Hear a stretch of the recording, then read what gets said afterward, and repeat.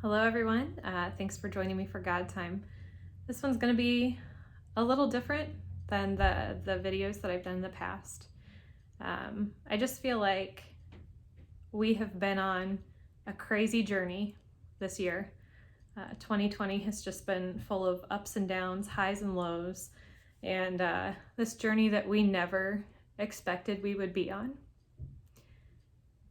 But I also think that we need to be reminded that He knew that we would be on this journey.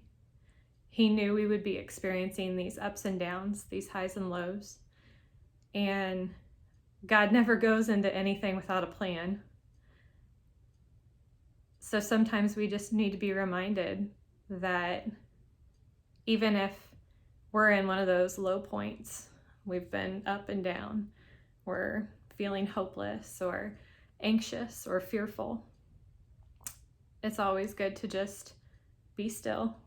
I know that's been a resonating message through a lot of our recent God Time videos, but we just need to be still and lean in and trust God. And over the past year, I've been on a crazy journey myself. Samantha Warren, in her message on Youth Sunday this past weekend, she shared that some of you crazy people, you go running and you spend your God time running and leaning into God. I never thought I would be one of those people, but when I started partnering with Team World Vision, I became one of those crazy runners who spends all that time worshiping and listening and leaning into God. It's when all the white noise of the news media and social media and the text messages, you just kind of ignore everything else, and everything's quiet except for God and listening to whatever He wants me to hear in that given moment. So at the beginning of this year, actually the end of 2019, I started training for the London Marathon. Not London, Kentucky, not London, Indiana, if there is such a town, but London, England, the marathon. I was going to run with Team World Vision in a race that was set for April 26th. And I was nervous. I've run one marathon before, but I felt like God was telling me, this is the opportunity that I've put before you, and I want you to do my work and raise money for this organization and help others who can't help themselves and introduce Jesus to countries and communities where they have never ever heard about the amazing things that He's done for us. So I said yes, started training for the London Marathon, and I think it was about 4 weeks into the training, I fell and I broke my wrist and I hit some setbacks. And so my fear and anxiety level went up like 5,000 notches because I was already worried about running this marathon. And now I have hit this setback. Kept going, week 10 hits, and so does COVID-19. And I received an email saying that the London Marathon's been postponed, no longer April 26th, now set for October 4th. I'm like, well, all right, I'm gonna stop training. I'm gonna stop fundraising. I'm gonna stop thinking about these kids that I'm raising money for to help them survive, to help them get an education, to help them learn about Jesus. I'm gonna stop. It's just not time to do it right now. London Marathon training starts again in June. So I'm in week 7 of training right now. And last week, Erin Mays shared that she was supposed to run the New York City Marathon in November, and it was canceled. So I'm waiting. Hearing the news that marathon was canceled was pretty devastating. I'm like, here, I started training again. I kind of got excited about fundraising again. And now I'm fearful of the inevitable, that I'm gonna hear in a couple weeks that the London Marathon is canceled too. So do I stop training? Do I stop fundraising?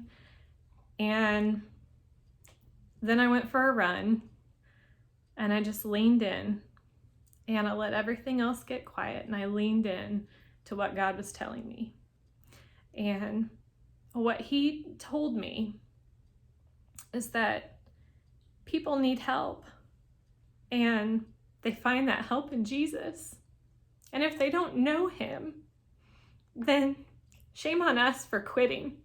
Shame on us for quitting on them, for quitting on, doing the work that God has called us to do. And so I made the commitment during that run that I was going to continue. Even if the race is canceled, I'm going to continue, because there are so many organizations out there. There are so many missionaries out there that are doing God's work, and they still need our support, COVID-19 or not.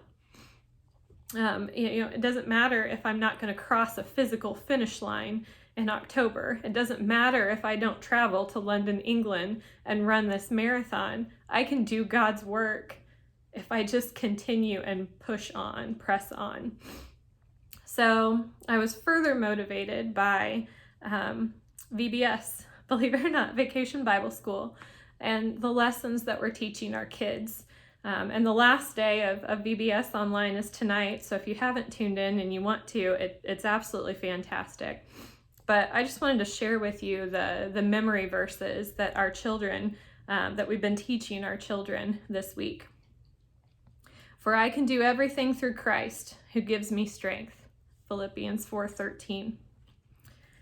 Yesterday's verse, so be strong and courageous, all you who put your hope in the Lord. Be strong and courageous. Don't quit. So that's from Psalm 31:24. And then he gives power to the weak and strength to the powerless. Isaiah 40:29.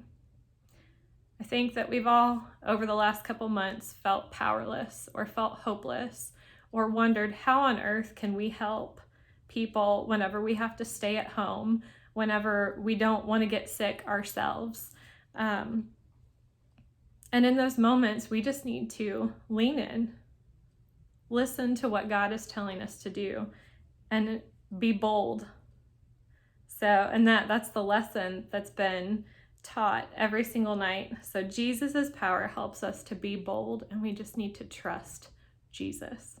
So I guess the last thing that I want to do is just kind of challenge you to lean in and listen to what God is calling you to do during this pandemic. I know that he is calling you to do something to help others. So whether that's donating school supplies or reaching out to one of our missionaries or just praying for people. We have so many people who share prayer requests every single week through Sunday services, through the prayer chain. So doing something to keep God's work going and to never give up. Don't stop, don't quit, be bold, and trust Jesus.